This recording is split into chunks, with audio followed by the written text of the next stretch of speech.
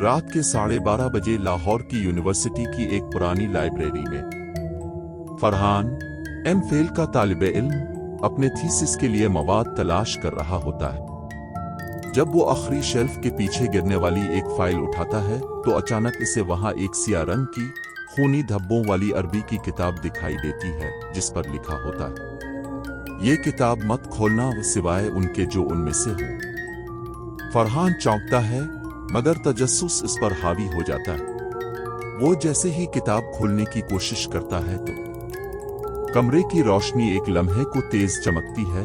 Shelf में से किताबें खुद ब खुद जोर से नीचे गिरने लगती हैं और इसे यूं महसूस होता है जैसे कोई सांसें ले रहा हो। पंखा अचानक एक झटके से रुक जाता है। फिजा में एक अजीब सी भिनभिनाहट गूंजने लगती है, जैसे दर्जनों सरगोशियां एक साथ, मगर कोई समझ ना पाए। किताब का पहला लफ्ज ही स्याही से खून की लाली में बदलने लगता है, जैसे पिघल कर बाहर आ रहा हो और जमीन पर रेंगने लगा हो। फरहान पहला लफ्ज ही सही नहीं पढ़ पाता। ठक से खिड़की खुद ब खुद जोर से खुलती है। बाहर घुप अंधेरा है लेकिन दरख्त हल नहीं रहे, हवाएं रुकी हुई है। फिर अचानक एक साया फरहान के अर्द गिर्द बिजली की तरह घूमने लगता है। किताब की जल्द गर्म हो जाती है। फरहान को अब पीछे से जोरदार धक्का लगता है और उसके हाथ से वो किताब नीचे गिरती है और वापस अपनी जगह पर जा पड़ती है। अब इसे एक पुराना लाइब्रेरियन का दस्तखत शुदा रजिस्टर मिलता है जिस पर वार्निंग नोट होता है। ये किताब आखिरी बार 1900 ईस्वी में किसी ने खोली थी और वो फिर कभी वापस ना आया। फरहान एक जिद्दी और मजबूत लड़का था। उस वाकये का इस पर कोई असर ना हुआ। उसने किताब पढ़ने की रट लगा ली। अगले ही दिन दोपहर के वक्त फरहान दोबारा इसी लाइब्रेरी में जाता है। लाइब्रेरी खाली है और यूनिवर्सिटी में गर्मियों की छुट्टियां हैं। माहौल और भी सन्नाटा सा है। वो किताब उठाता है।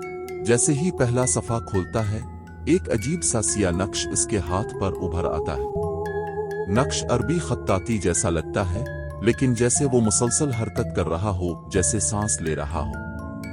अगले लम्हे फरहान की आंखें पलक झपकने के बजाय साकित हो जाती है और उसका पूरा जिस्म एकदम से मुंजमद हो जाता है। धुआं उसकी आंखों, कानों और सांसों के रास्ते अंदर दाखिल होता है।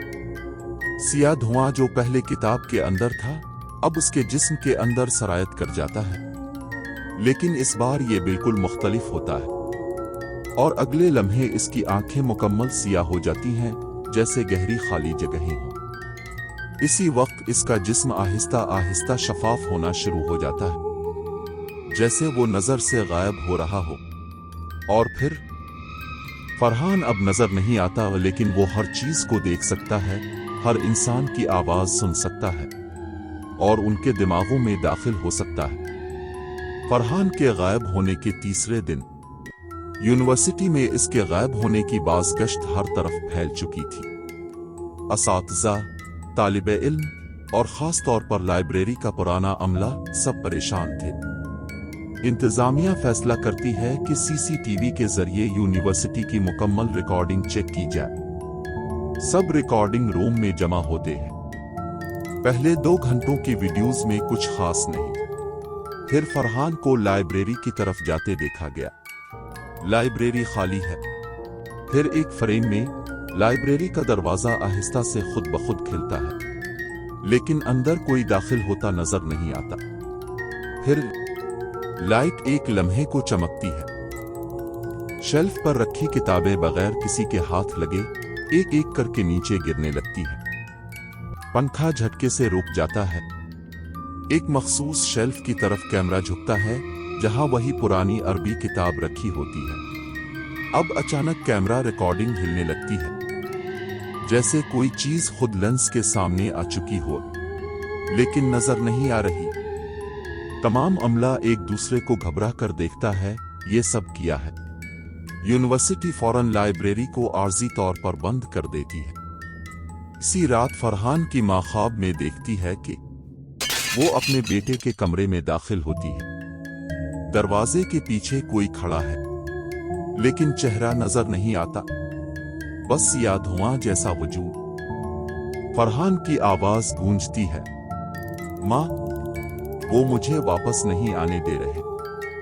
फरहान के लापता होने, पुरस्रार सीसीटीवी मनाजिर और लाइब्रेरी में खुद ब खुद खुलते दरवाजों के बाद यूनिवर्सिटी इंतजामिया फैसला करती है कि रिटायर्ड लाइब्रेरियन बाबा सलीम को वापस बुलाया जाए। बाबा सलीम अब उम्र रसीदा है, हाथ कांपते हैं, आंखें कमजोर हो चुकी हैं, मगर किताबों की जबान वो आज भी समझता है, खासकर वो किताबें जो सबके लिए नहीं होती। बाबा सलीम सफेद शलवार कमीज में, हाथ में छड़ी लिए, धीरे धीरे लाइब्रेरी के इस हॉल में दाखिल होता है जहां वो बरसों खिदमत कर चुका था।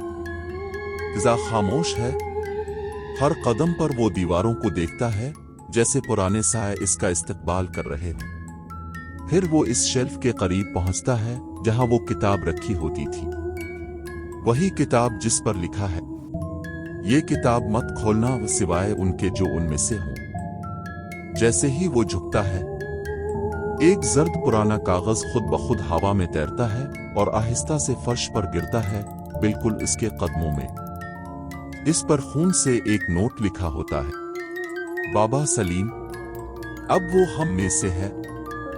बाबा सलीम के हाथ कांपने लगते हैं। वो नोट को देखता है, दिल पकड़ता है और आहिस्ता से कुर्सी पर बैठ जाता है। इसके होंठों से सिर्फ एक जुमला निकलता है, मैंने हमेशा तुम्हारा राज छुपाया। यूनिवर्सिटी के प्रिंसिपल, सीनियर प्रोफेसर्स और 2 सीनियर सिक्योरिटी ऑफिसर बाबा सलीम के सामने बैठे हैं। फरहान की पुरस्रार गुमशुदगी, सीसीटीवी फुटेज और लाइब्रेरी में पेश आने वाले वाकयात पर सबकी नजरें बाबा सलीम पर ठहर गईं। एक प्रोफेसर पूछता है, बाबा सलीम, अब दहाइयों से इस लाइब्रेरी में रहे, क्या अब जानते हैं कि ये सब किया है? क्या फरहान जिंदा है? बाबा सलीम सर झुकाए खामोश बैठा है। चंद लम्हे गुजरते हैं, फिर वो आहिस्ता से कहता है, अब वो उनका हो गया है, वो वापस आएगा, मगर इंसानी शक्ल में नहीं, और वो सब कुछ भूल चुका होगा सिवाय इस किताब के। सब परेशान होकर एक दूसरे को देखते हैं।